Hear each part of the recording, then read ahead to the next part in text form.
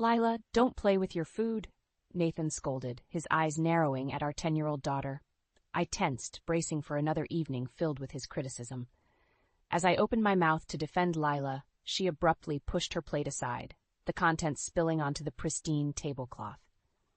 "I'm sorry, Daddy," she said, her voice trembling. "I didn't mean to." Nathan slammed his fist on the table, making us both flinch. "How many times have I told you? We don't waste food in this household."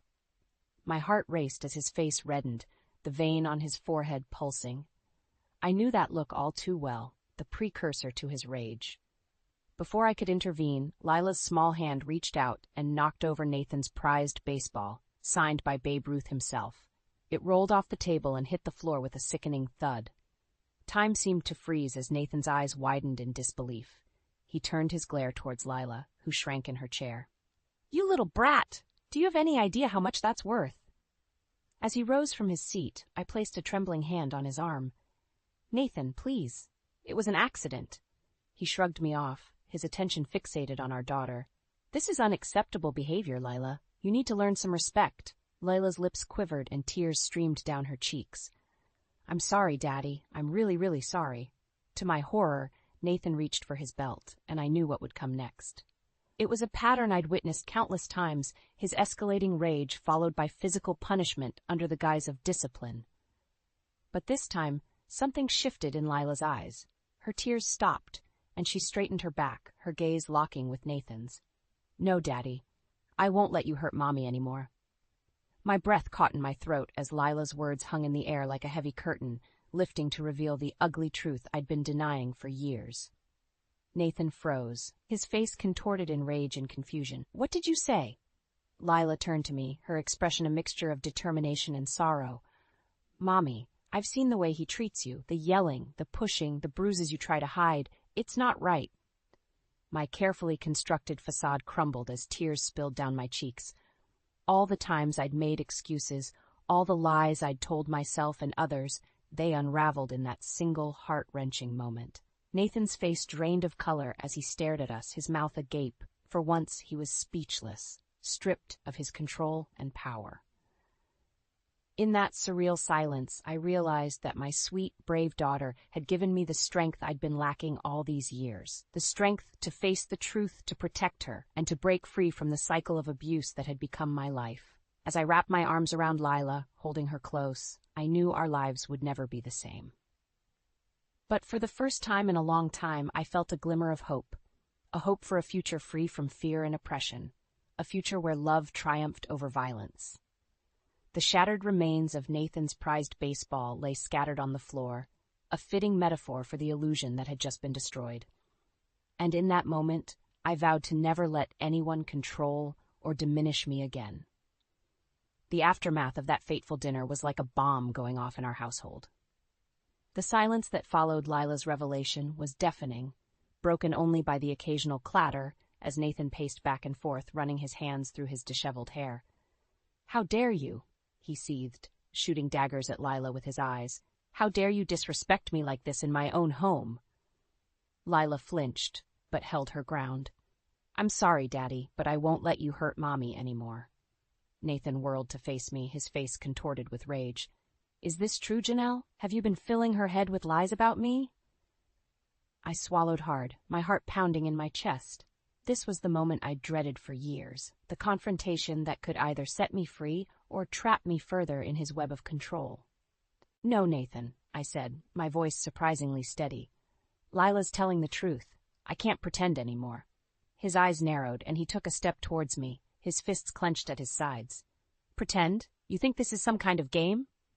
Before he could advance further, Lila stepped between us, her small frame trembling but her eyes blazing with determination. "Don't you touch her!" Nathan recoiled as if struck, his expression a mix of disbelief and fury. "How dare you speak to me like that, you ungrateful little brat?" "Don't call her that!" I snapped, surprising even myself with the force of my words. Nathan's head whipped towards me, and for a moment I thought he might strike me, but something in my defiance seemed to give him pause. "This is your doing, Janelle," he hissed. "You've turned my own daughter against me." I shook my head, feeling a strange calm settle over me. "No, Nathan, I've done nothing but endure your rage and abuse for far too long. Lila's just the one brave enough to see the truth." His face reddened, and he opened his mouth to retort, but I held up a hand, cutting him off. "I'm done, Nathan. I'm done living in fear, walking on eggshells around you, making excuses for your behavior. It stops now." A flicker of uncertainty crossed his features, and for the first time I saw a crack in his armor of control. "You can't be serious," he scoffed, but his words lacked their usual conviction. "I've never been more serious in my life," I said, my voice steady and unwavering. "This ends tonight." Nathan's gaze darted between Lila and me, and I could see the realization setting in. The years of manipulation and mind games were unraveling before his very eyes. "You'll regret this," he spat, his words laced with venom. "You won't have a penny to your name. I'll make sure of it." I squared my shoulders, emboldened by a newfound strength I hadn't felt in years. "I don't care about your money, Nathan. All I care about is getting away from you and your abuse." His eyes widened, and for a moment I thought he might strike out in desperation. But Lila's unwavering stance seemed to give him pause, and he simply shook his head in disbelief. "Fine," he growled. "Get out, then. See how far you get without me." With those words, he turned on his heel and stormed out of the room, leaving Lila and me standing amidst the wreckage of our former lives. As I pulled my daughter into a tight embrace, tears of relief and determination streamed down my face. The facade had crumbled, and there was no turning back now. It was time to break free, no matter what it took. In the days following my confrontation with Nathan, the atmosphere in our home was thick with tension. He would often storm out without a word, returning late at night reeking of alcohol. Lila and I tiptoed around him, never knowing when his dormant rage might erupt.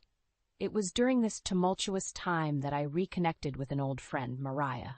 We had drifted apart after I married Nathan, his controlling nature slowly isolating me from my support system. But when I finally found the courage to open up to Mariah about the truth of my marriage, she was a pillar of strength.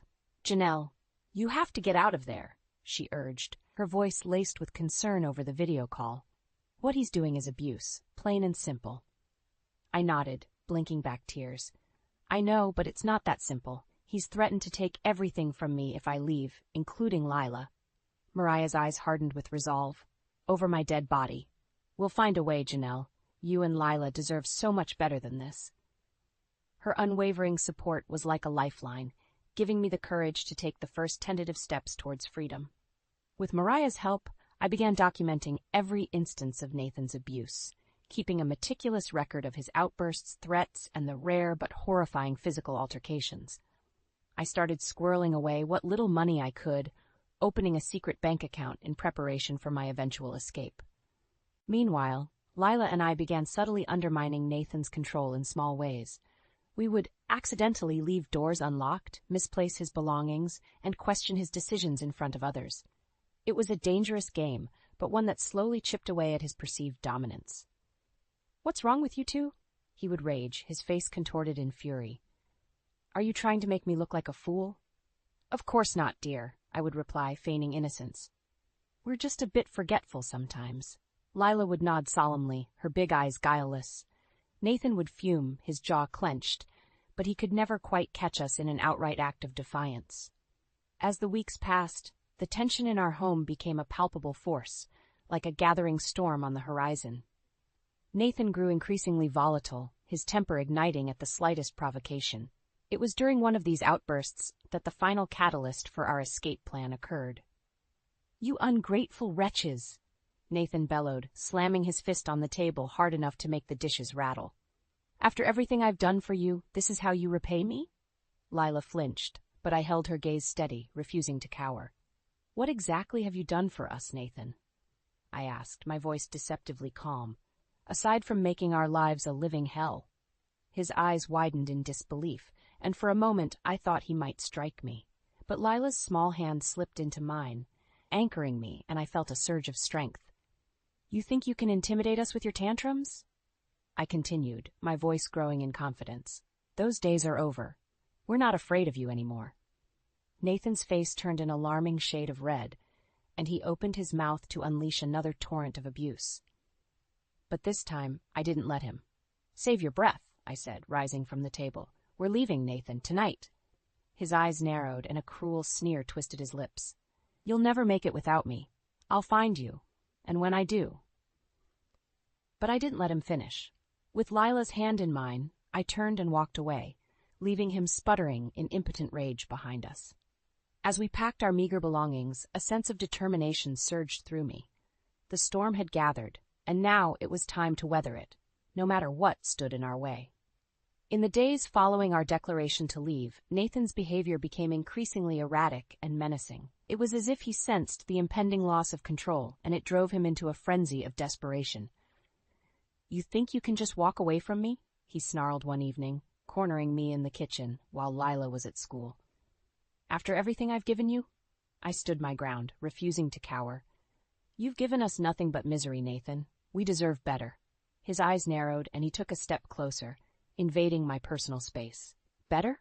You ungrateful bitch. Without me, you'd be nothing. The stale scent of alcohol on his breath made my stomach churn, but I held firm, my heart pounding in my chest. That's where you're wrong, I said, my voice steady despite the fear coursing through me. Without you, we'll finally be free. A muscle twitched in his jaw, and for a moment I thought he might strike me. But then a cruel smile spread across his face, sending a chill down my spine. Free? He scoffed.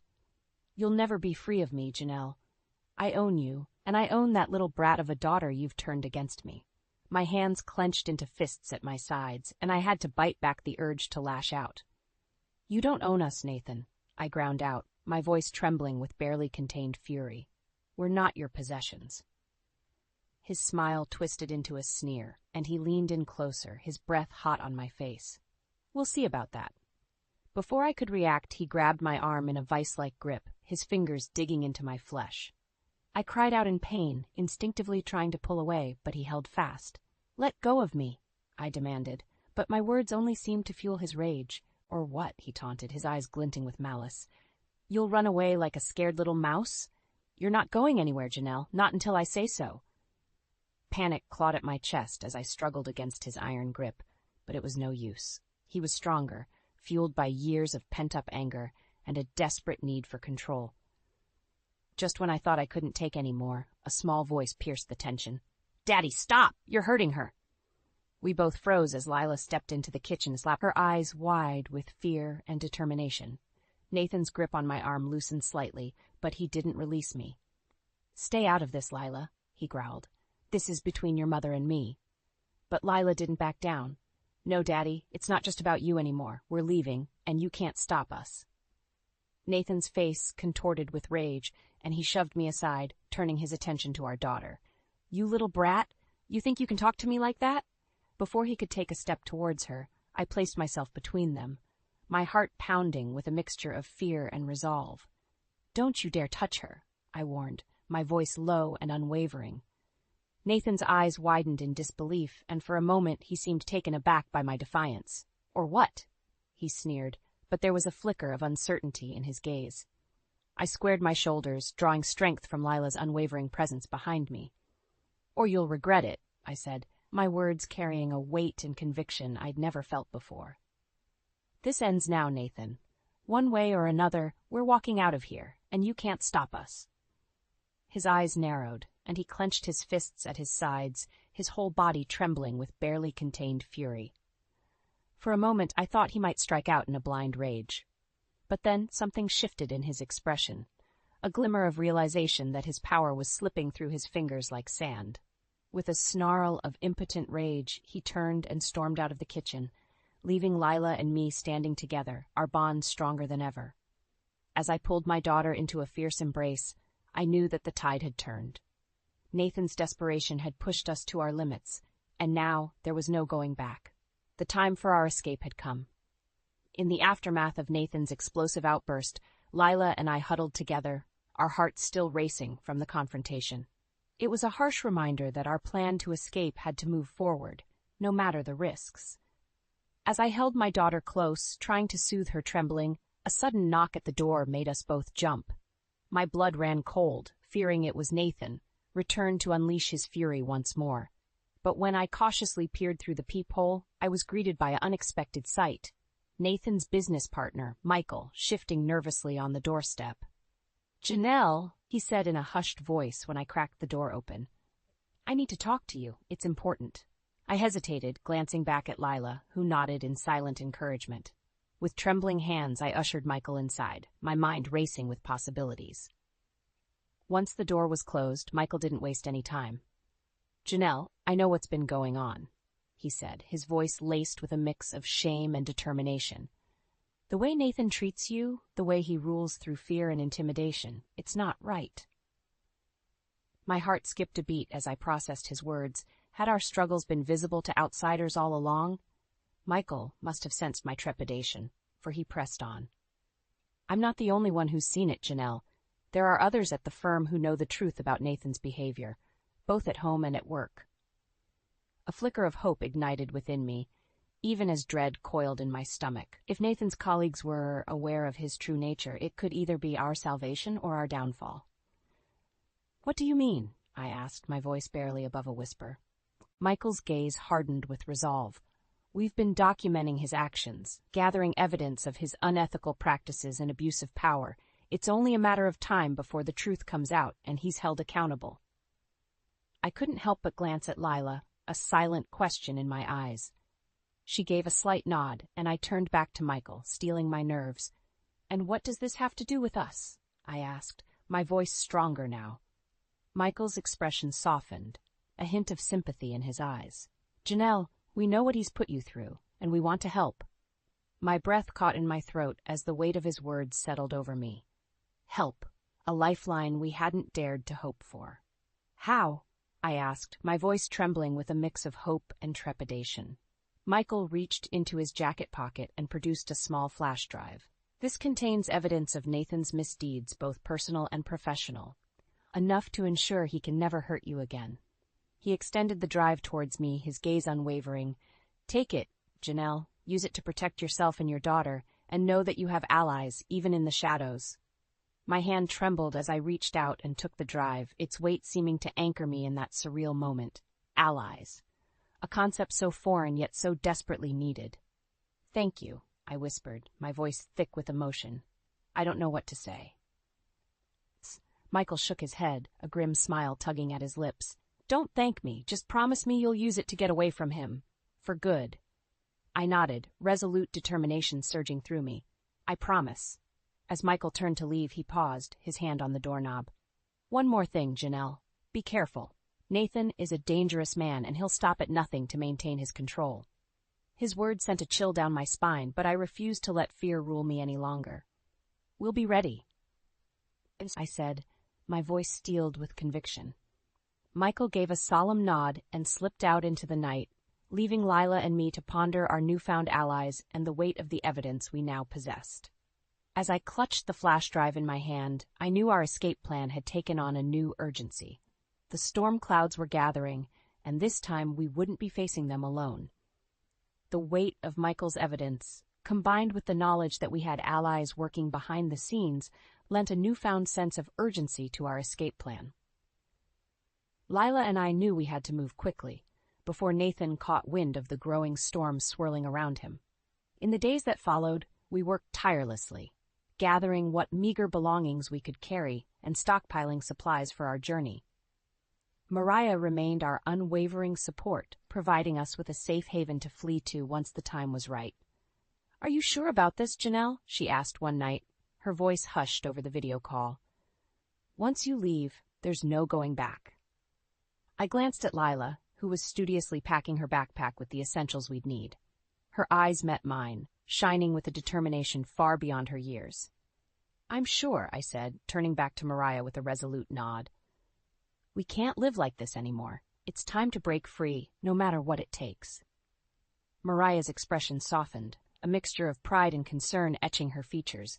"All right, just say the word, and I'll be there to pick you up." With our plans in motion, the tension in our household became almost palpable. Nathan seemed to sense the shift in the air, his eyes narrowing with suspicion whenever he caught Lila and me whispering together.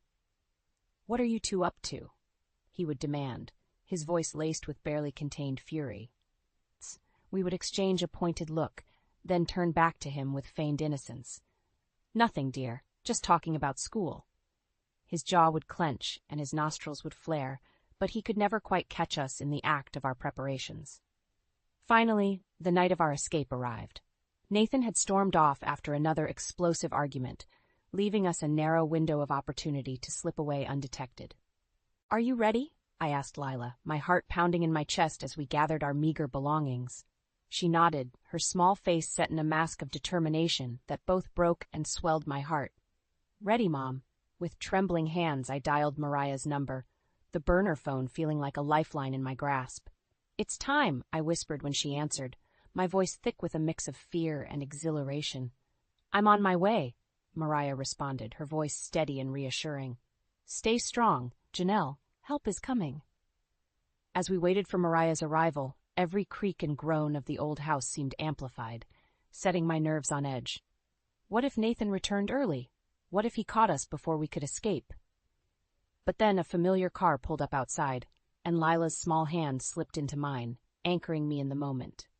"Let's go, Mom," she said, her voice trembling but her eyes shining with determination. With a deep breath, I shouldered our meager belongings and followed my daughter out into the night, leaving behind the prison of our former life. As we slipped into Mariah's waiting car, I couldn't help but glance back at the house one last time. The curtains in Nathan's study fluttered, and for a fleeting moment I thought I saw his silhouette in the window, watching our escape. A shiver ran down my spine, but I refused to let fear take hold. Not this time. "Drive," I said, my voice firm and unwavering. Mariah didn't need to be told twice. With a sharp nod, she peeled away from the curb, whisking us into the night and towards an uncertain future, but one that was ours to shape, free from Nathan's oppressive shadow. As the miles stretched between us and our former prison, I felt a weight lift from my shoulders, replaced by a sense of exhilaration and newfound determination. We were free. And nothing, not even Nathan's wrath, would ever shackle us again. In the weeks following our daring escape, Lila and I found ourselves constantly looking over our shoulders, half expecting Nathan to appear and drag us back into his web of control and abuse. But as the days turned into weeks, and we settled into our new life with Mariah's support, the constant fear gradually gave way to a sense of cautious hope. It was during this transition that the first cracks in Nathan's carefully constructed facade began to show. Whispers of his unethical business practices and abusive behavior started to circulate, fueled by the anonymous leaks of evidence from his former colleagues. At first, the rumors were little more than idle gossip, easily dismissed by Nathan's legal team and PR machine. But as more and more damning evidence came to light, the scrutiny intensified, quickly spiraling into a full-blown media firestorm. "Have you seen the news?" Mariah asked one morning, her voice laced with a mixture of triumph and concern as she handed me a newspaper. My heart skipped a beat as I took in the headlines, emblazoned across the front page: "Local businessmen accused of abuse and corporate misconduct." Accompanying the article was a grainy photo of Nathan, his face twisted in a snarl as he pushed past a crowd of reporters. The caption read, "Moore denies allegations, vows legal retaliation." I felt a surge of conflicting emotions, relief that the truth was finally coming to light, tempered by the lingering fear that Nathan's wrath would inevitably find us. "He's not going to let this go, is he?" I murmured, my fingers tracing the lines of his enraged expression. Mariah shook her head grimly. "Probably not, but we're ready for him, Janelle. He can't hurt you anymore." Her words were a sobering reminder of the allies we had in our corner, the ones who had risked everything to expose Nathan's misdeeds and provide us with the evidence we needed to protect ourselves. As the days wore on, the media frenzy around Nathan's scandals only intensified. Reporters camped outside his office and home, shouting questions and snapping photos, as he tried in vain to maintain his crumbling facade of control. "No comment," he would snarl, pushing his way through the throngs of journalists, his face contorted with fury. But the leaks kept coming, each new revelation more damning than the last. Evidence of financial misdeeds, sexual misconduct allegations, and even whispers of criminal activity.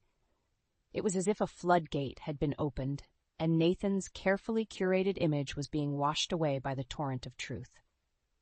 Through it all, Lila and I watched from the safety of our new home, a strange sense of karmic justice washing over us as we witnessed Nathan's downfall unfold. "He deserves it, doesn't he, Mom?"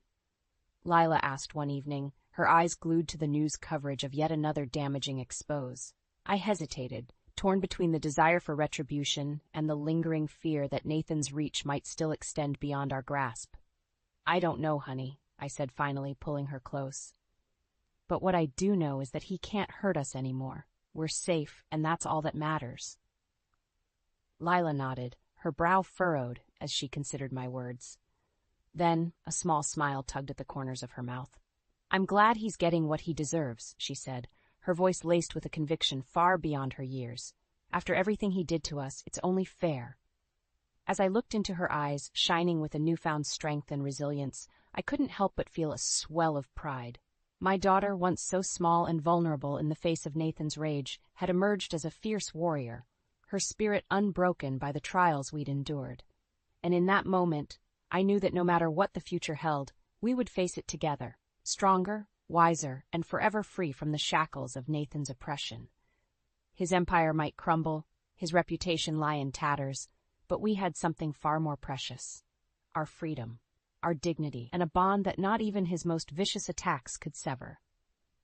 As the news continued to document Nathan's rapid descent into disgrace, a part of me couldn't help but revel in the sweet taste of revenge, not for myself, but for the countless others who had suffered under his tyranny.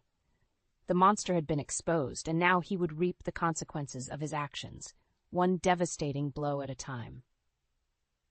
As the dust settled on Nathan's spectacular fall from grace, Lila and I found ourselves standing at a crossroads, faced with the daunting task of rebuilding our lives from the ashes of our former existence. "Where do we go from here, Mom?" Lila asked one evening as we sat together, the flickering glow of the TV illuminating her pensive expression. I exhaled slowly, pondering her question. For so long our world had revolved around survival, dodging Nathan's fury, plotting our escape, clinging to the hope of freedom. But now that we had achieved that elusive goal, the path forward seemed simultaneously daunting and exhilarating. "Anywhere we want, honey," I said finally, reaching out to tuck a stray strand of hair behind her ear. "The world is ours now." A small smile tugged at the corners of Lila's mouth, and I saw a glimmer of the carefree child she had once been before the weight of Nathan's oppression had stolen her innocence.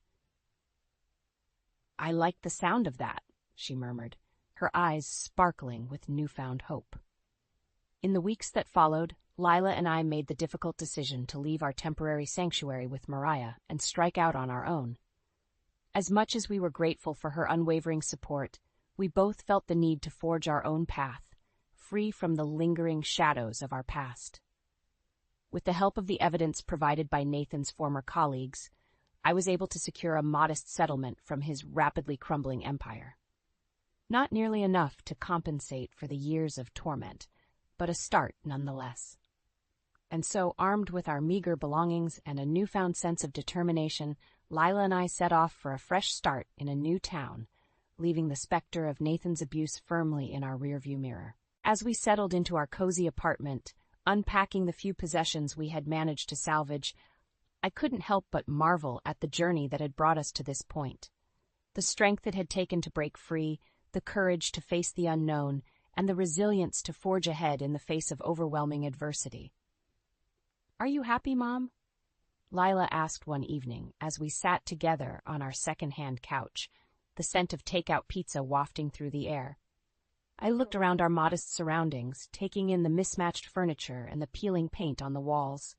To an outsider, it might have seemed like a life of hardship and struggle. But in that moment, all I felt was a profound sense of contentment and gratitude. "Happier than I've been in a very long time," I replied, pulling her into a warm embrace. Lila snuggled against me, a contented sigh escaping her lips. "Me too, Mom. Me too." In the months that followed, Nathan's name faded from the headlines, his misdeeds and scandals replaced by the next sensational story du jour. But for us, his legacy lived on in the scars we bore, both physical and emotional, and the hard-won lessons we had etched into our souls. I would be lying if I said his shadow didn't linger, casting occasional doubts and fears across our newfound peace. But each time those whispers of the past threatened to overwhelm us, We would draw strength from the bond we had forged in the fires of our struggle. We were survivors, warriors, and above all, a family united by an unbreakable love that had carried us through the darkest of storms. And as I watched Lila blossom into a confident, compassionate young woman, her laughter ringing through our little apartment, I knew that our story was one of triumph over adversity, a testament to the indomitable spirit that had guided us to freedom. Nathan's reign of terror was over, his power and influence reduced to ashes. But from those ashes we had risen like a phoenix, our wings spread wide as we soared towards a future of our own making. And in that moment, I knew that no matter what challenges lay ahead, we would face them together, unbroken, unstoppable, and forever free.